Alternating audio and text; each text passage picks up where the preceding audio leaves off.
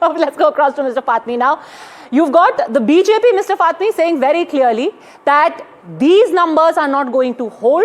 However, what is your first analysis? Right now, it shows a close fight, but NDA is going to be across the finish line. What do you make of these numbers? No, see, from yesterday you are seeing they are just showing that NDA has won. As you remember in the last Lok Sabha results, they were saying we are 400 par. We will go beyond 400. So that was the yesterday. Today you see the axis, they are coming closer to the majority. But the real on the ground, if you will go, you will find people voted for change. People voted for job. People voted for harmony in the... Fatmi Saab, I'll ask you straight away. You know, the numbers show that you have pretty much held on to the 70s like you have last time around.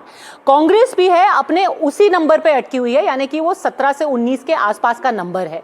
क्या आपको लग रहा है कि उनका प्रदर्शन और बेहतर हो सकता था? इस बार आपने उनको कम सीटें दी हैं, सिर्फ 61 सीटें ही दी हैं, but have they pulled their weight? हो सकता नहीं था, हुआ है. हो सकता नहीं था. 17 से 19 सीटें ही दिखा रहे हैं अभी. Very well. आपको कल रिजल्ट में नजर आएगा. कितनी सीटें मिलेंगी कांग्रेस को 61 में से? In the result, see, the tight seats come into fray. Fatmi Saab, you will be hoping, and I want to show this to you on the NDTV leaderboard. Fatmi Saab, आप ये देखिए leaderboard पे जो seats हैं जहाँ पे margin काफी कम है. This is what now the entire Gathbandhan will be hoping for. I'll bring out the seats where the margin in the last election was less than 3,000. There were 35 such seats split almost equally between the NDA and the Gathbandhan. Are you hoping, Fatmi Saab, that चूंकि 2% का ही gap है दोनों collisions में और ये margin of error के अंदर है, हो सकता है कि 14 को स्टोरी में कोई ट्विस्ट हो जाए? आपकी उम्मीद अब उस पर टिकी है? देखिए, इस इलेक्शन को समझने की कोशिश कीजिए. इसमें यूथ ने वोट किया है चेंज के लिए, विमेन ने वोट किया है, हो सकता है कुछ 10,000 के लिए भी किया हो, लेकिन मेजॉरिटी ने वोट किया अपने लड़के और लड़कियों के जॉब्स के लिए, अपने फ्यूचर के लिए.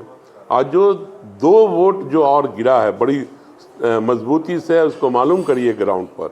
एक तो यादवों को इन्होंने बहुत गाली दिया, चाहे लालू को दिया हो या तेजस्वी को दिया हो, टिकट भी नहीं दिया. एनडीए ने बहुत सारे टिकट काट दिए और उसकी वजह से उन्होंने जब मेजॉरिटी में वोट किया है, मतलब काफ़ी वोटिंग उनकी हुई है. साथ ही एसआईआर के डर से लोग दिल्ली से, बॉम्बे से, लखनऊ के जहाँ भी रहते थे वो वोटर, वो आए हैं और उन्होंने मैक्सिमम अपना वोट गिराने का काम किया.